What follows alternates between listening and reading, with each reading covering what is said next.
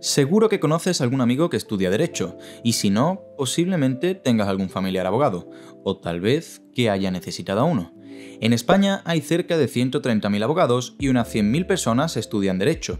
En Argentina, más de 120.000 personas son abogadas, en México 440.000, en Chile 45.000, en Perú 130.000 o en Estados Unidos en torno al 1.340.000 abogados. Es decir, millones y millones de personas se dedican al derecho, pero ¿alguna vez te has preguntado qué es realmente el derecho? ¿Sabrías responderme? Esto nos lleva a una de las primeras máximas del derecho. En derecho prácticamente no existen los blancos y los negros. Todo está lleno de grises. No es una ciencia que responda con una verdad absoluta, sino que se basa en razonamientos profundos que tratan de buscar la justicia. Esto se conoce como razonamiento jurídico. Cuando un sector mayoritario de los pensadores del derecho, es decir, los juristas, llegan a conclusiones similares o iguales, es cuando se asientan las ideas que se acaban teniendo por verdades en el ámbito jurídico. Pero ojo, el derecho está vivo y estas verdades pueden cambiar con el paso del tiempo, aunque también puede ser al contrario. Existen ideas éticas y sociales muy arraigadas en la sociedad que por sí solas son parte del derecho. Los pensadores del derecho toman estas ideas y las incorporan al marco legal. Estas ideas se conocen como ideas metajurídicas. Y con todo esto, ¿a dónde quiero llegar? Lo que quiero decir es que ni siquiera la propia definición de derecho es absoluta. De hecho, es ambigua. Y dependiendo de la perspectiva filosófica que escojamos, el significado que elijamos o el momento histórico en el que nos encontremos, el derecho será una u otra cosa, y ninguna tiene por qué ser más o menos válida que la otra. De entre las diferentes definiciones de derecho podemos destacar las siguientes: derecho como norma o conjunto de normas que regulan una materia concreta. Aquí entra, por ejemplo, el derecho penal o el derecho constitucional. Derecho como facultad de hacer algo. Por ejemplo, el derecho al voto o el derecho a la propiedad. También tenemos el derecho como ciencia que estudia la realidad jurídica. Este es el objeto de estudio de todas las personas que estudian derecho en las universidades. Y por último, derecho como sinónimo de justicia. ¿Alguna vez has escuchado la expresión no hay derecho? Por ejemplo, no hay derecho a que me trates así. Esta expresión significa no es justo que me trates así. Y bueno, pues hay 25 significados más de derecho de la RAE, ¿vale? Y de entre las diferentes perspectivas filosóficas podemos destacar el iusnaturalismo, el iuspositivismo o normativismo jurídico, el realismo jurídico, el iusmarxismo o, por ejemplo, las teorías hermenéuticas del derecho. Muchas teorías filosóficas, algunas más extendidas, otras menos, algunas más obsoletas, otras más actuales. Algunas de ellas se han fusionado, creando híbridos que nos llevan a las teorías pluridimensionales del derecho, cada una de ellas con argumentaciones extensas que tratan de darle un significado robusto al derecho, un sentido, pero que sin embargo reflejan la falta de consenso para una definición esclarecedora del concepto, porque ni siquiera tenemos claro qué concepto estamos definiendo. Así que para poder entender qué es el derecho tenemos que estar preparados para conocer sus múltiples definiciones, lo que nos ayudará a situarnos en el punto de referencia correcto para entender cada perspectiva histórico-filosófica y avanzar para descubrir cuáles son los elementos esenciales que son comunes en cualquier concepción del derecho y así obtener una definición clara. ¿Y cuáles son los elementos esenciales del derecho? Pues bien, por primera vez en este vídeo parece que hay consenso. Los juristas por fin parecen estar de acuerdo mayoritariamente en algo.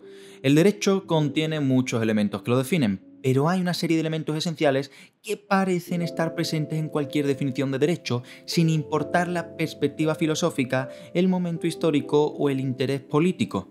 Elementos comunes que le dan el sentido fundamental al concepto. La validez y la eficacia. Las normas tienen que ser válidas, deben adaptarse a las demás normas, a los principios éticos o de justicia vigentes en el momento y el pueblo debe tomar estas normas en consideración. Y deben ser eficaces, es decir, deben poder aplicarse para ser válidas. La legitimidad. Las normas tienen que tener un plus, deben adaptarse a unos principios justificativos extralegales que están fuera de las leyes y que les dé legitimidad y aceptación ante sus destinatarios. La vinculatoriedad y la coercibilidad, es decir, las normas tienen la capacidad de modificar la conducta humana y esto puede lograrse a través de la imperatividad y la obligatoriedad. pudiendo recurrirse al empleo de la fuerza en caso de que no se estén cumpliendo. La exterioridad y alteridad. Partimos de la base de que el derecho lo forman normas jurídicas. Estos elementos están presentes en estas normas, pero hay uno que parece ser consustancial, uno de estos elementos sin el cual el derecho no podría existir, y que responde a una de las preguntas más importantes: ¿cuándo nace el derecho? Este es la exterioridad y la alteridad. Este elemento hace referencia al concepto de sociedad. El derecho nunca puede existir sin sociedad. Bien, supongamos que acabas de crear un nuevo mundo en Minecraft. Apareces en mitad de la nada, solo, rodeado por árboles y animales que deambulan. Decides empezar a avanzar. Talas algo de madera, construyes tus primeras herramientas y te das cuenta de que tienes hambre. A tu lado hay una gallina y al otro lado una manzana que se ha caído de uno de los árboles que talaste. Como eres una persona muy concienciada con el respeto a los animales, decides llevar un estilo de vida vegetariano, así que te impones a ti mismo la restricción de matar animales y te comes la manzana. Un momento, ¿acaso eso no es ya una norma? Pues sí. ¿Pero entonces ya ha nacido el derecho? La respuesta es que no. Existen varios tipos de normas. Cuando tú mismo te autoimpones una conducta por tus valores éticos, hablamos de normas morales, autoimpuestas, y estas no forman parte del derecho, al menos no en sentido estricto, que está exclusivamente formado por otro tipo de normas, las normas jurídicas. Aclarado esto, sigues con tu partida de Minecraft y decides que es el mejor momento para ponerse a explorar y descubrir el mundo. Tras mucho andar, llegas a una aldea llena de aldeanos, y cuando llegas, pues decides interactuar con ellos. Resulta que uno de los aldeanos te propone un trueque. A cambio de 32 trozos de carne podrida, te ofrece una esmeralda. Acuerdo que te parece desproporcionado y te enfada mucho porque aún ni siquiera has sido capaz de matar a un zombie. Así que, como rabieta, te pones a pegarle a todos los aldeanos.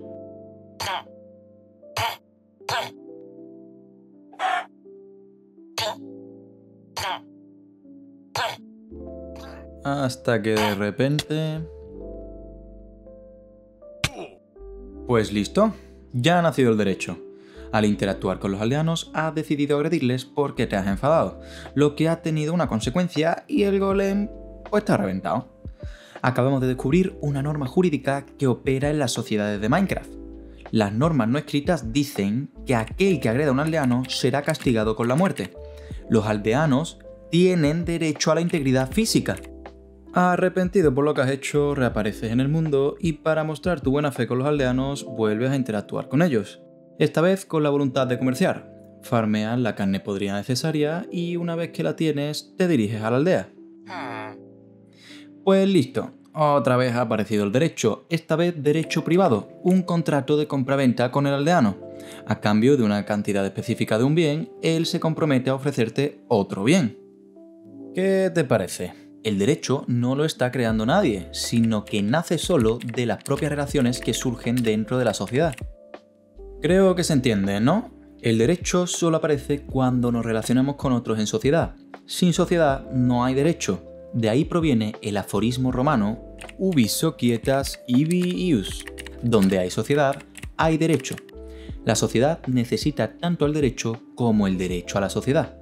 El ser humano, aunque tiene su carácter individual, es sin duda un ser social por naturaleza, necesita de los demás para su supervivencia, y esto se demuestra tanto a través de las concepciones filosóficas como desde la experiencia histórica. Ya en el siglo IV a.C. defendía a Aristóteles: el ser humano es un ser social por naturaleza, y el insocial por naturaleza y no por azar o es mal humano o más que humano. La sociedad es por naturaleza anterior al individuo. El que no puede vivir en sociedad o no necesita nada para su propia suficiencia no es miembro de la sociedad, sino una bestia o un dios.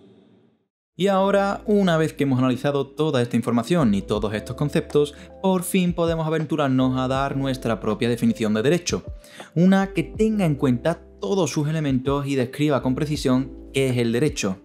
Así, el derecho es una ciencia social que se encarga de estudiar las normas jurídicas que regulan las relaciones entre personas que operan dentro de una sociedad o bien entre personas y entes con personalidad o con los integrantes de otras sociedades, en un momento histórico y espacio determinados.